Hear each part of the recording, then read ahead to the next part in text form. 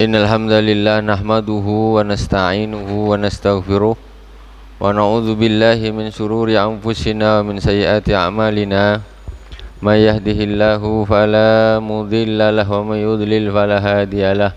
Asyhadu an la ilaha illallah wahdahu la syarikalah wa asyhadu anna Muhammadan abduhu wa rasuluh.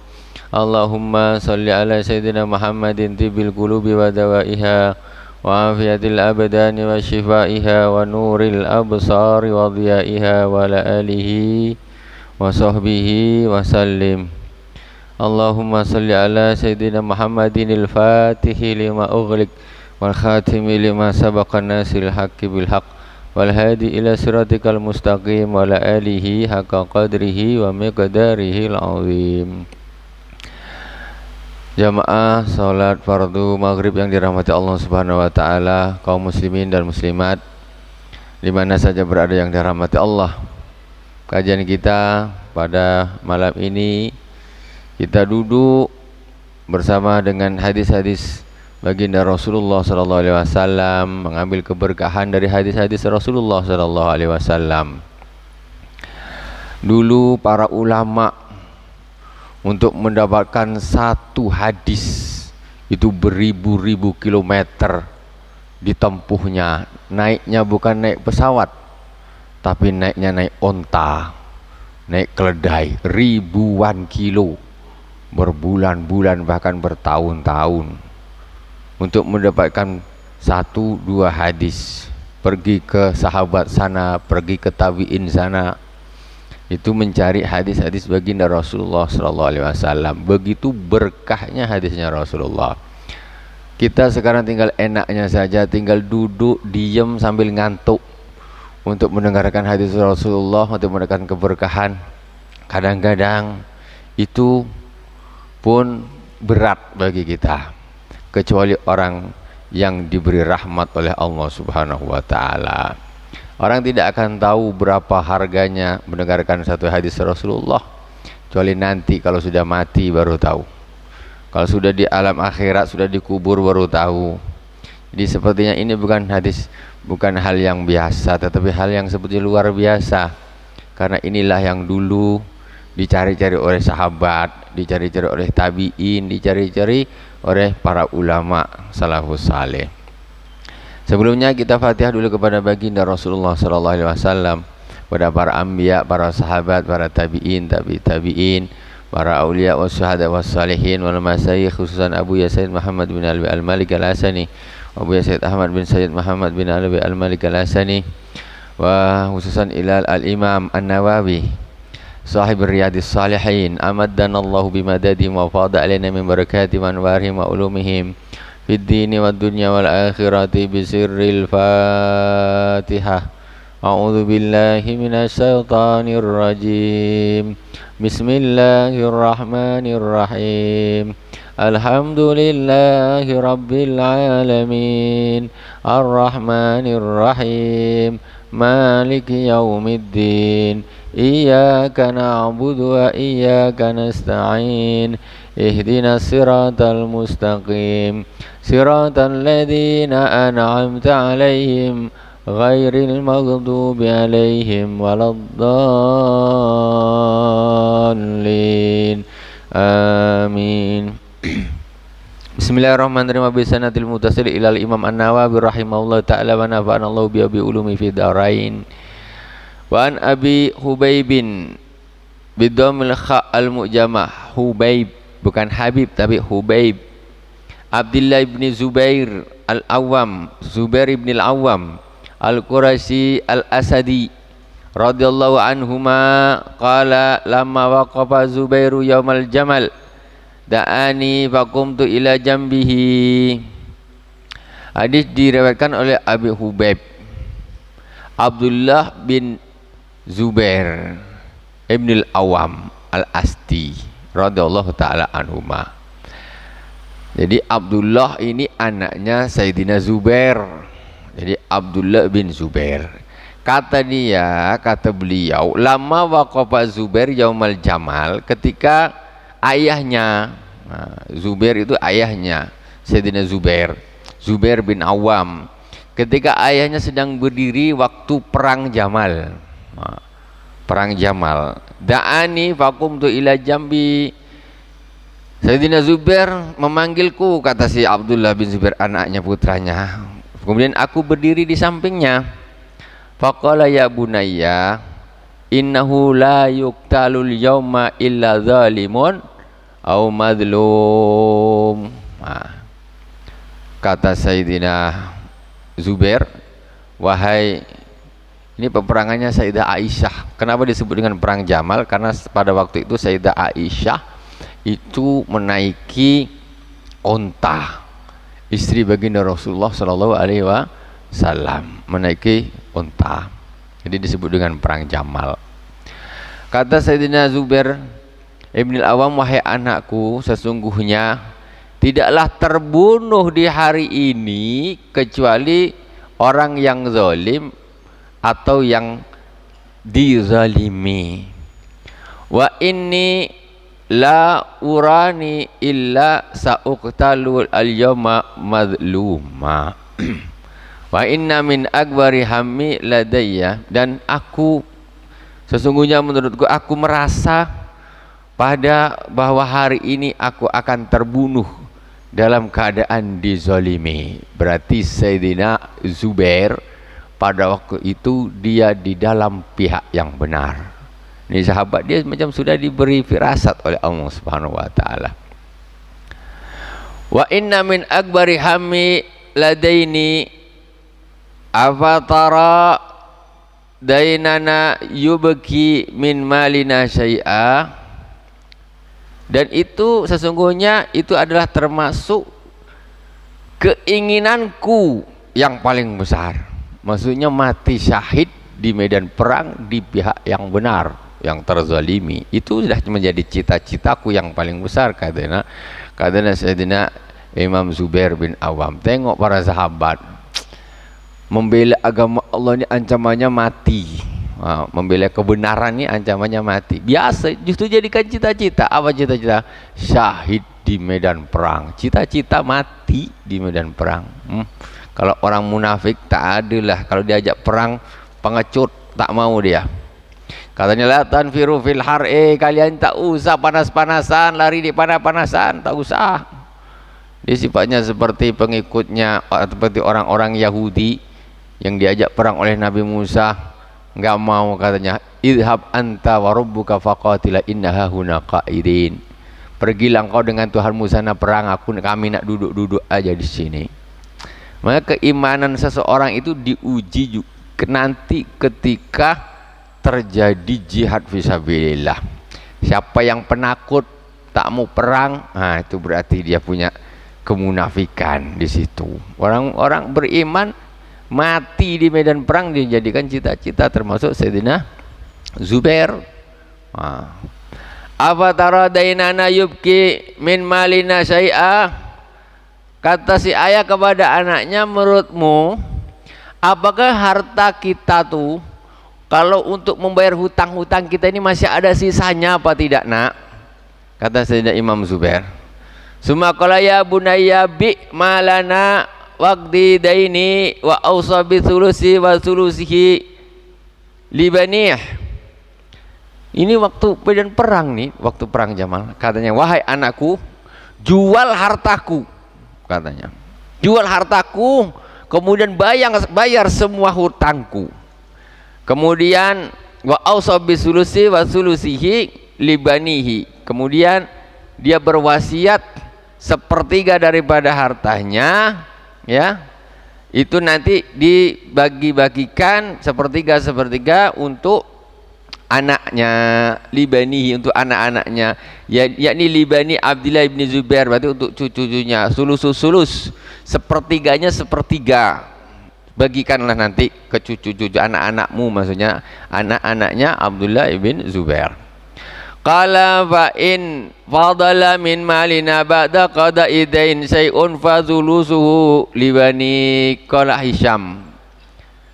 Maka kata beliau, seandainya nanti setelah untuk bayar hutang masih ada sisa duitnya, maka sepertiganya itu untuk anak-anakmu. Qala Hisam wa kana waladu Abdillah qad ra'a ba'da bani Zubair Hubaib wa Abbad walahu yauma idzin tis'atu banina wa tis'u banat. Jadi kata Sayyidina Abdullah, nanti yang sepertiganya itu untuk anak-anaknya Sayyidina Zubair, maksudnya untuk saudara-saudara Abdullah, untuk cucunya dikasih sepertiga. Wa kana waladu Abdillah qad ra'a ba'da bani Zubair, yaitu ba'da bani Zubair, yani Hubaib wa Abbad walahu yauma idzin tis'atu banin wa tis'u banat. Qala Abdullah faja'ala yusini bidainihi.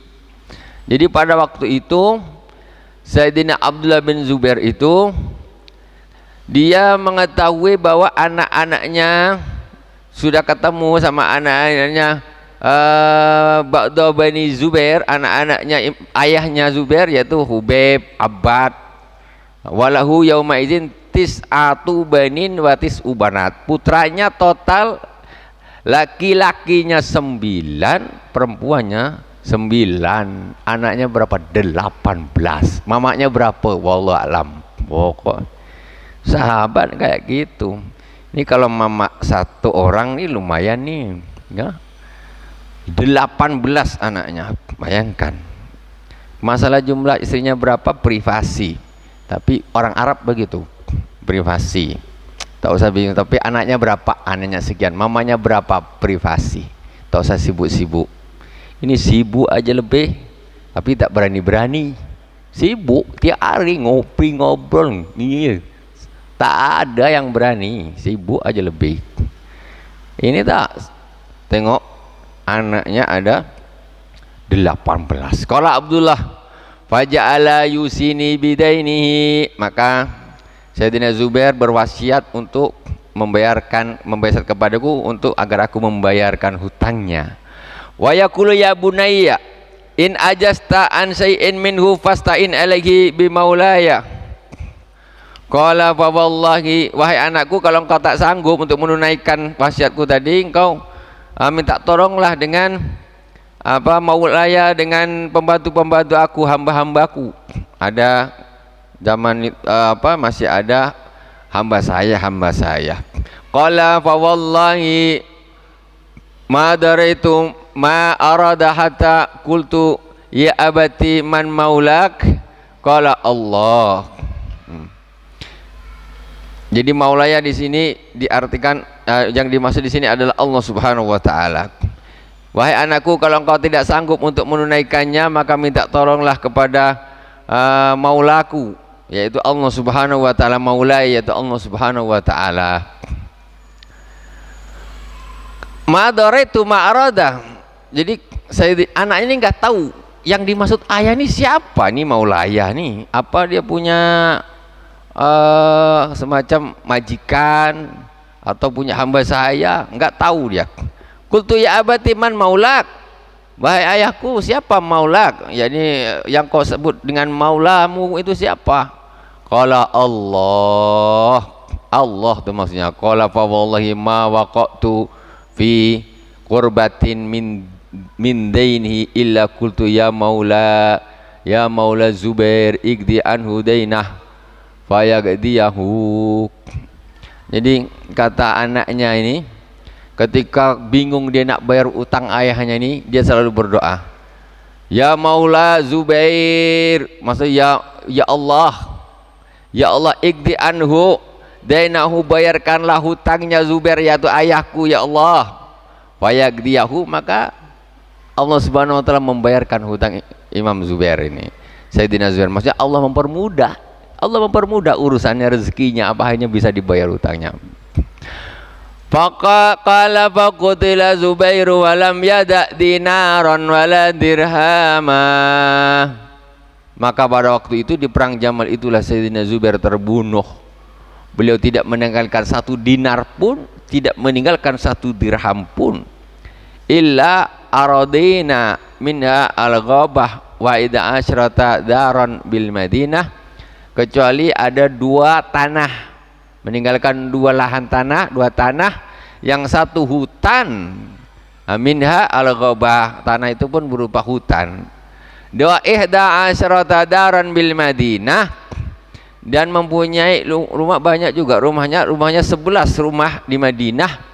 Wa daraini bil Basrah, dan 2 rumah di Basrah. Wa daran bil Kufah, dan 1 rumah di Kufah. Wa daran bil Misra, dan 1 rumah di Mesir. Rupanya kaya Sayyidina Imam Zubair nih, masyaallah. Qala wa inna ma kana dainu alladhi alayhi anna ar-rajula kana yatihi bil mali fayastawdi'uhu iyyahu fayaqulu Az-Zubair la. Jadi utangnya Imam Zubair tuh apa? Kok bisa kayanya kayak gitu, kok bisa punya utang? Jadi ceritanya ada seorang laki-laki datang kepada Sayyidina Zubair. Ya'ti bilman, membawa harta, fayastaudiuhu iya, harta itu dititipkan dengan Sayyidina Zubair. Dia bawa harta, ya Sayyidina Zubair, ini aku titip hartaku. Fayaqulu Zubair la. Kata tak usah, jangan kau titipkan sama aku, kata Sayyidina Zubair. Walakin wa salafun inni aksa alaihi ad-dai'ah, tapi ini bukan titipan, biarlah ini, anggaplah aku berhutang duit ini. Jangan kau titipkan dengan aku, karena aku takut nanti harta ini akan tersia-sia. Biarlah hutang saja. Ada orang bawa duit ke Sayyidina Zubair, ya Sayyidina Zubair, ini hartaku, uangku, aku titip ya. Jangan titip, utang saja, utang. Anggaplah duit ini aku hutang. Karena kalau titipan itu berat, lebih berat daripada hutang. Dititipin duit orang itu lebih berat daripada hutang. Anggaplah ini hutang, nanti setelah itu aku bayar. Wasalapun ini asalai dai'ah, aku khawatir kalau itu amanah, aku takut nanti akan tersia-sia atau hilang, begitu. Wama waliya imarata qattu wala jibayata wala kharaja wala syai'an illa ayyakuna fi ghazwatin ma Rasulullah sallallahu alaihi wasallam. Dan Sayyidina Zubair alaihissalam tidaklah dia menjadi amir sama sekali, dan juga wala kharajan wala syai'an illa ayyakuna fi ghazwatin ma Rasulullah sallallahu alaihi wasallam wa ma Abi Bakrin wa Umar wa Utsman radhiyallahu taala anhum. Qala Abdullah fa asabtu ma alihi min ad-dain fa wajadtuhu alfin wa mi'atai alfin falakiya Hakim bin Hizam Abdullah bin Zubair. Jadi Sayyidina Imam Zubair itu pokoknya beliau itu ikut Rasulullah saja, ikut perang Rasulullah saja, jihad. Akhirnya Sayyidina Abdullah ngitung utang ayahnya berapa. Setelah dihitung fawajadu alfi wa mi'atai alfin. Ada 2 juta. Alfin itu artinya 2 juta. Kalau sekarang bahasa sekarang milyunain. Dulu alfin 1000 itu berarti 1 juta. Alfin 1 juta. Berarti 2 juta dan wa mi'atai alfin dan 100 juta, 100 ribu, 2 juta 100 ribu dinar. Waduh, hitungannya udah banyak itu kalau karena duitnya duit emas. Falaki Hakim bin Hizam Abdullah bin Zubair. Kemudian Hakim bin Hizam bertemu dengan Abdullah bin Zubair putranya. Faqala ya ibn ahi kam ala akhik minad dain fakatamtuhu, wahai saudaraku, berapa utang saudaraku yaitu Sayyidina Zubair. Fakatamtuhu, anaknya nggak mau cerita, maka aku sembunyikan, aku tidak mau ngomong, aku diam aja, kata Sayyidina Imam Abdullah bin Zubair. Wa qultu mi'atu alfin, kemudian dia bilang 100 ribu, padahal tadi 1.200.000, katanya 100 ribu. Faqal Hakim wallahi ma ura amwalakum tasau hadhi, kata si Hakim Ibnu Hizam, wah 100 ribu Wah, duitmu tuh tak akan cukup bayar utang nih. 100.000 aja tak cukup, itu 1.200.000 utangnya. Faqala Abdullah, ara'aituka in kanat alfai alfin wa mi'ati alfin. Bagaimana kalau utangmu itu 2.200.000? Macam mana kau nak bayar? Kalau utangmu itu cuma 100.000 aja kau tak bisa bayar, apalagi sampai 2.200.000. Qala ma urakum tatiquna hada. Kamu mesti nggak sanggup untuk membayarnya. Fa in ajastum an shay'in minhu fasta'inu bi. Kalau engkau tak bisa membayar, kau minta tolong sama aku, kata Sayyidina Hakim bin Hizam. Kalau kau tak bisa bayar, minta tolong sama aku. Qala wa kana Zubair qadis tara al-ghabata bisab'ina wa mi'atai alfin. Ini hadis panjang betul ini, luar biasa. Ini sedang menerangkan tentang apa bab kemarin, tentang amanah. Hadis tentang menerangkan tentang amanah. Hadis menerangkan tentang amanah.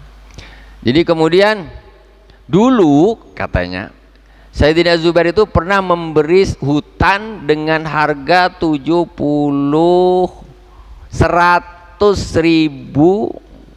70 dinar. Fabaha Abdullah bi alfi alfin wa sitti mi'ati alfin. Kemudian dijual oleh putranya Abdullah 1.600.000. Untung, dapat untung banyak. Belinya 170.000 saja, dijual sampai 1.600.000, dapat untung banyak. Sumakala faqala man kana lahu ala Zubairin syai'un falyuwafina bil ghabah. Fatawa Abdullah bin Ja'far fakana lahu ala Zubair 400 alfin. Maka kata Sayyidina Imam Hakim tadi, Sayyidina Hakim bin Hizam, siapa yang punya hutang dengan Imam Zubair, maka hendaklah datang kepadaku, maka akan dibayar dengan tanah itu tadi. Yang pertama datang adalah Fa'atau Abdullah bin Ja'far wa kana lahu ala Zubair 400.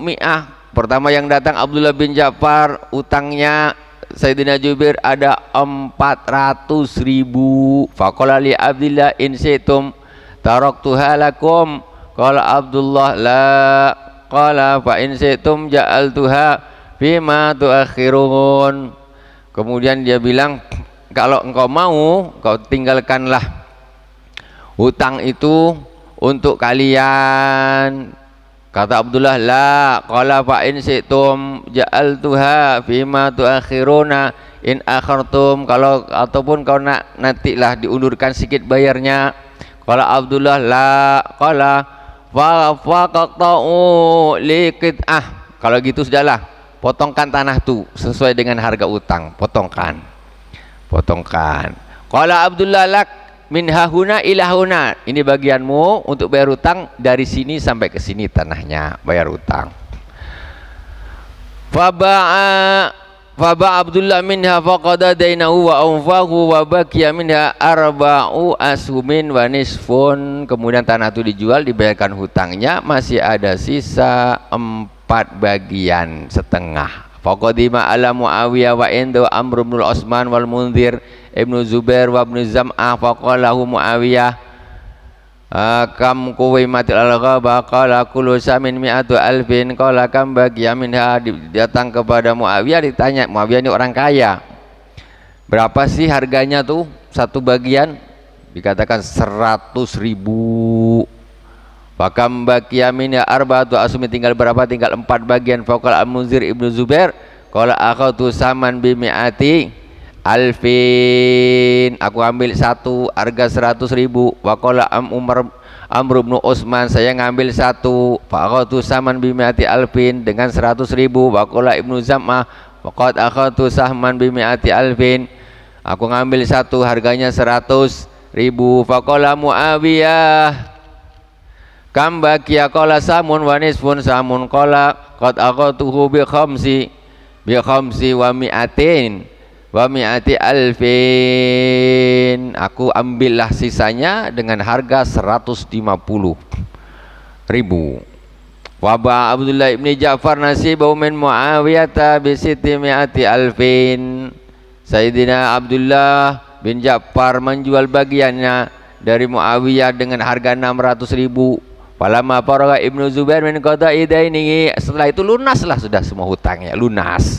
Faqala Banu Zubair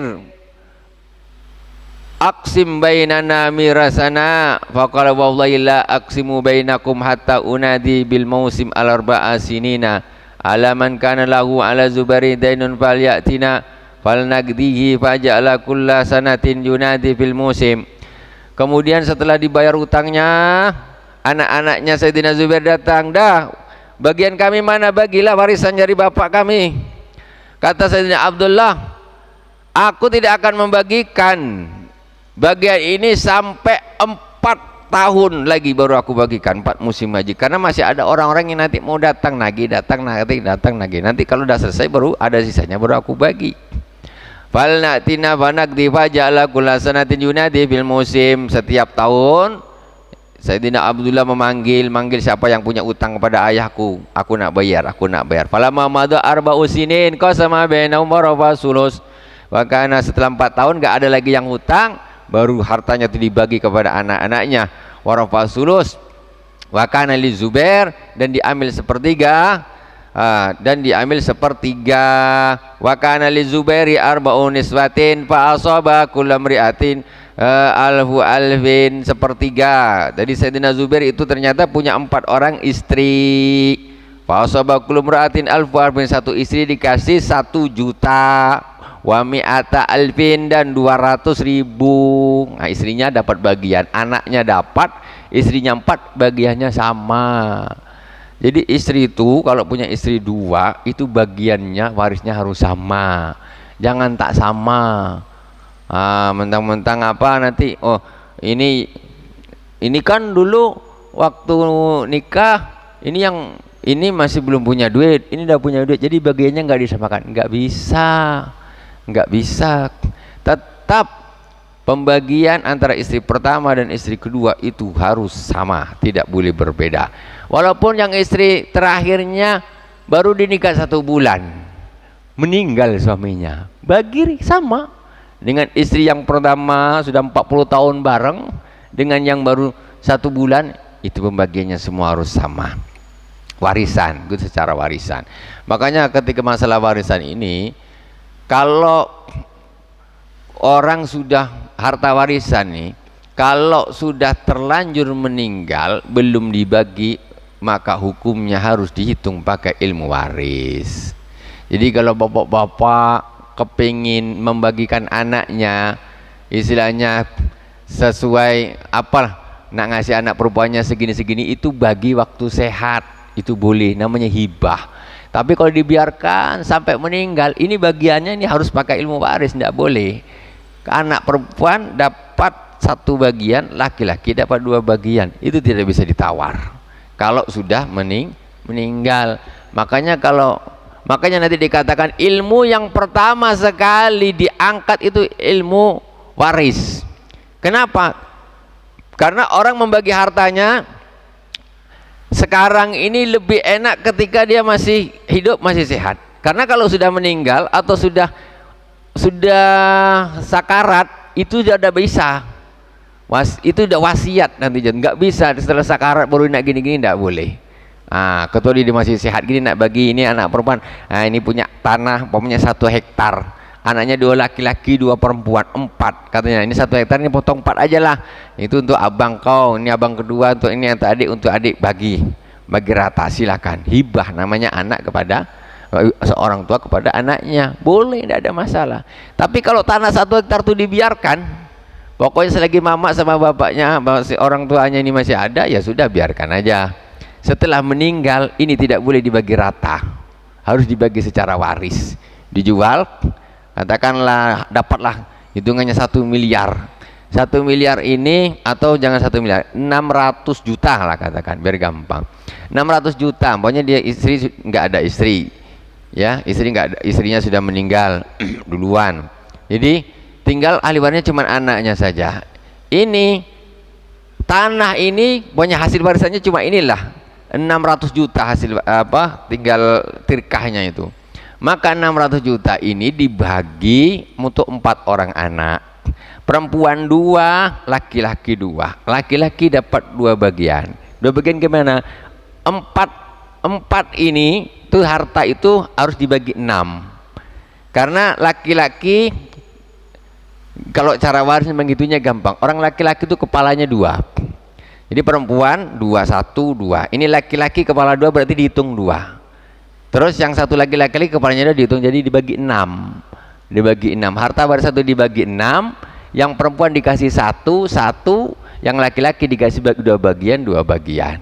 Jadi kalau 600 juta, si perempuan dapat 100 juta, yang laki-laki 200. Itu menghitungnya. Itu yang dimaksud dengan lidzakari mislu hadzil unsayain. Untuk anak laki-laki itu bagiannya 2 kali lipat anak perempuan, gitu. Apa tak adil? Islam adil lah, karena laki-laki nanti ketika dia beristri, dia yang nanggung istrinya. Si perempuan ketika dia bersuami, suami nanggung dia, gitu. Jadi adil, itu justru adil macam gitu. Kalau dibagi rata, si suami istri nanti dia nikah ditanggung suaminya, dia bagiannya besar juga. Ini suruh nanggung anak orang, aduh pas-pasan aja kita. Nah, berat. Jadi itu begitu. Jadi kalau kepingin nak bagi untuk istilahnya seenaknya, maksudnya nyamannya gimana ke anak-anak ini, bagi waktu sehat silakan. Karena itu tanah sebelah sana untuk si abang, yang sebelah sana untuk kakak, yang karena adik, yang ini rumahnya untuk ini. Udah selesai meninggal, cuma ini ada kain kapan nih di lemari bapak punya, nanti kalau udah mati gitu, untuk udah selesai, tidak ada masalah. Begitu meninggal mungkin tinggalkanlah duit berapa untuk pengurusan jenazah, gini, ada utang tak ada utang, tak ada utang, bayarin dulu, selesai. Tidak ada dibagi secara waris, itu boleh ya, itu hukumnya boleh. Tapi kalau tidak, makanya sekarang ini banyak sekali kasus ketika orang tua meninggal dibiarkan. Yang paling banyak kasus ini gini, yang parah nih, ada suami istri, ini suaminya meninggal duluan, harta kan kebanyakan punya suami nih. Nah, ini istrinya, ini mestinya ketika si ayah nih meninggal, mestinya harta ini udah langsung dibagi. Ini anaknya banyak berapa, ini tapi harta belum dibagi, masih di dalam kekuasaan mama, karena mama masih ada, nggak bisa seperti ini. Ini nanti kalau ada anaknya laki-laki ini meninggal, berarti dia tidak mendapat bagiannya. Sementara anak laki-laki ini bagiannya lebih besar daripada mamanya. Mama tidak berhak menguasai, karena dia bisa lagi kawin sama orang lain. Nah, ini masalah. Jadi ketika ayah ini meninggal, ya langsung dibagi saja. Ini untuk abang, ini untuk abang, ini bagian abang, ini bagian adik, bagian mamanya sekian. Mama kalau punya anak dengan tidak punya anak bagiannya lain. Ya, nah itu seperti itu. Itu mesti dibagi, anggal nggak numpuk-numpuk. Nanti setelah mamanya meninggal baru ini abangnya udah meninggal duluan, ini kacau balau pembagiannya jadinya. Lah abangnya meninggal ini kemudian baru nak dibagi, macam mana? Yang dia ini yang meninggal ini sebetulnya dia sudah punya harta yang dari peninggalan ayahnya. Ketika dia meninggal, harta ini mestinya sudah turun ke anaknya, tetapi dia tak dapat apa-apa, anaknya tak dapat apa-apa, bingung membaginya, jadi bulat kata orang. Jangan begitu. Jadi begitu ada yang meninggal langsung bagi. Ayah meninggal langsung bagi, anak pertama dapat berapa, kedua dapat berapa, si mamanya dapat berapa. Jangan nunggu habis semuanya, karena anak-anak ini juga dia punya kepentingan masing-masing, punya hak masing-masing. Itu banyak terjadi kasus yang seperti itu, banyak. Kadang-kadang sampai numpuk-numpuk, aduh pusing, ini macam mana ini, sampai si anaknya meninggal duluan, ini belum dibagi, mamanya meninggal, ini akhirnya berkelahi lah, bingung lah. Masanya tidak dibagi dari awal, seperti itu. Jadi untuk agar tidak terjadi percekcokan, ya harus segera dibagi, jangan tidak dibagi, karena seorang istri itu bagiannya itu tidak lebih banyak dari bagiannya si anak. Jadi dia tidak bisa menguasai harta suaminya, tidak langsung dibagikan kepada anak-anaknya, nggak boleh ya, tidak boleh. Kadang-kadang anak ini serba salah, ini namanya mamaknya sendiri, tapi yang memutusi harus pakai jalan agama, orang yang paham. Wallahu subhanahu wa ta'ala a'lam. Mudah-mudahan bermanfaat. Fajmi'u malihi khamsuna alfin wa mi'ata alfin.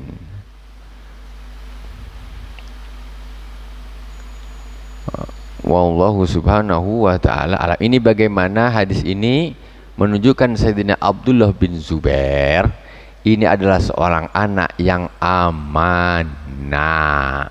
Bapaknya meninggal, dia amanah membagikan harta ayahnya kepada saudaranya, membayar utang bapaknya, membayar utang semuanya, membagikan kepada saudara-saudaranya, membagikan kepada istri-istri bapaknya, dibagi habis. Jangan jadi orang tak amanah, bapaknya meninggal tak dibagi-bagi. Ada kasus betul-betul terjadi depan kita, orangnya ngomong sendiri ke saya. Salah satu di antara saudaranya bilang, abang macam mana? Sekali kita cek tanah yang situ udah dijual, yang situ udah dijual. Kami tak tahu. Abang yang sulung yang jual. Ini namanya tidak amanah. Tidak berhak abang mau sulung ke mau apa, tidak berhak atas tanah ketika ayahnya tuh meninggal belum dihibahkan sebelumnya, nggak punya hak. Dia menjual, dia berarti menjual harta orang lain, haram. Hukumnya jual belinya pun tidak sah. Secara Islam kalau ada harta warisan belum dibagi kok dijual yang bukan berhak, itu jual belinya tidak sah. Sama dengan orang yang menjual motor orang lain. Ada motor parkir, motor orang, Pak mau beli motor ini berapa, 3 juta, diambil dianya, masa sah? Ya tidak sah, motor orang kok dijual. Sama juga dengan tanah, jangan mentang-mentang tanah adik ya dibiarkan, tanah adik jual bagian adik habis, tinggal satu aja katanya, habis semua dijual, abang tak bilang-bilang. Itu jual belinya siapa yang beli tanah demikian balikkan, gak sah jual belinya. Itu tanahnya haram, hukumnya haram. Sholat di atasnya nggak diterima sama Allah Subhanahu wa ta'ala ya. Sholat di atas tanah yang haram itu nggak diterima sama Allah. Dibangun rumah, jadi beli tanah, apa ini bilang, membeli tanah yang sengketa. Jangan dibeli tanah sengketa tuh. Kalau kau bangun rumah, sholat tahajudmu, witirmu, ibadahmu di situ nggak diterima sama Allah Subhanahu wa ta'ala. Karena sholat fi ardil maghsub namanya. Sholat fi ardi maghsub, sholat di tanah yang dighasab. Di antaranya itu tidak diterima sama Allah Subhanahu. Suci secara zahir tapi batinnya tidak suci. Masjid indah megah, bangun di tanah sengketa, punya orang, dirampas saja hak kepemilikannya, pokoknya adalah bikin aja masjid yang cantik. Itu sholat di situ tidak diterima sama Allah Subhanahu wa ta'ala. Walaupun megah masjidnya, imamnya suaranya bagus, merdu, fasih, nggak diterima sama Allah. Karena secara batin itu tidak suci, milik orang lain. Wallahu subhanahu wa ta'ala a'lam. Subhanakallahumma wa bihamdik, asyhadu an la ilaha illa anta, astaghfiruka wa atubu ilaik. Wa sallallahu ala sayyidina Muhammadin wa ala alihi washabihi wa baraka. Wassalamu alhamdulillahirabbil alamin. Wassalamualaikum warahmatullahi wabarakatuh.